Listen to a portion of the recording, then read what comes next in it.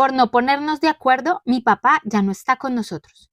Teníamos una finca muy bonita cafetera, era herencia de mis abuelos paternos. Se la dejaron a mi papá y él fue único que heredó esos gustos del campo, porque sus otros hermanos se dedicaron a otras cosas.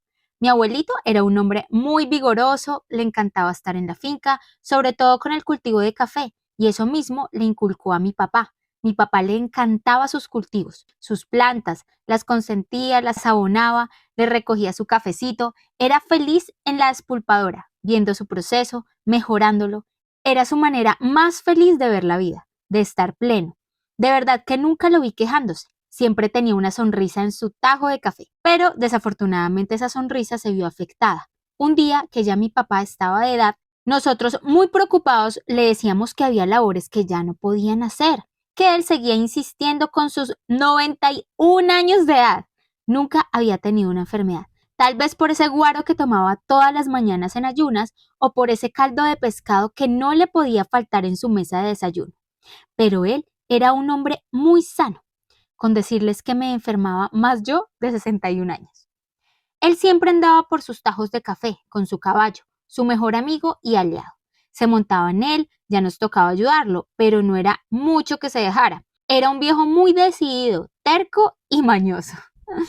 Un día, como todas las mañanas después de desayunar, se fue con su coca de café a dar vuelta y recoger el cafecito. Me acuerdo mucho que mi mamá nos había llamado preocupada, que se había resbalado, que no le había pasado nada, pero que no sabía más cómo atajarlo para que no saliera, que era imposible, que se ponía bravo, que el trabajador que tenía ahí le sacaba la rula para que lo dejara hacer algo.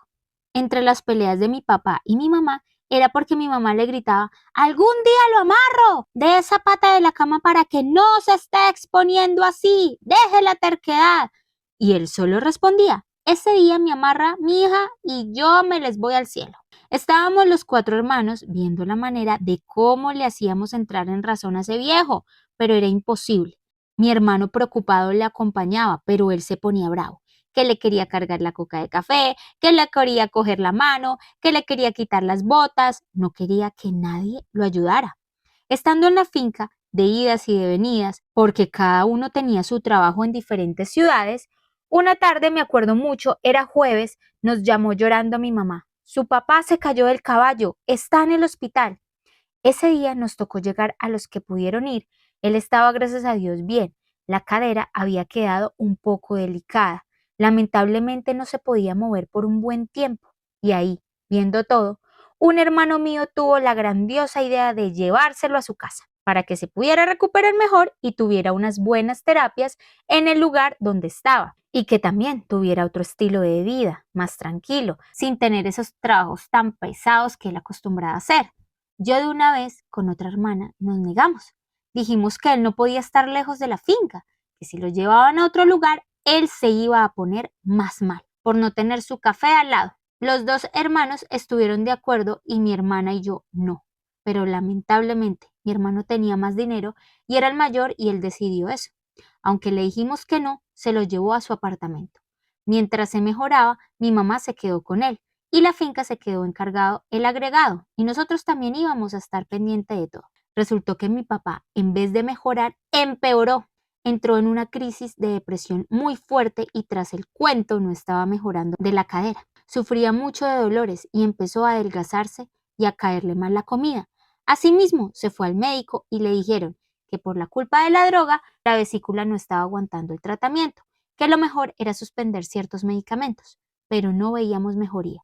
Él todas las mañanas le decía a mi hermano que se lo llevara a la finca, pero él decía que no, que quería verlo bien y tranquilo, que allá la medicina no era buena y que tenía que quedarse unos meses quieto. Él nos lloraba que por favor lo lleváramos a la finca, que él no quería estar en ese lugar. Mi mamá llorando no sabía qué hacer. Hasta que pasado 2 meses que no vimos mejoría, le dijimos a mi mamá que nos ayudara para que pudiéramos sacarlo de la casa de mi hermano, que en la finca podía estar mejor, que no la obligaran a estar en un lugar donde no quería, que ella sabía y lo conocía, que no le siguiera más el juego al hijo.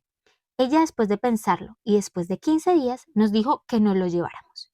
Mi hermano se puso furioso y nos dijo que si se moría allá, que nunca nos perdonaría. Después de que llegamos allá, mi papá nos pidió que lo lleváramos al tajo de café.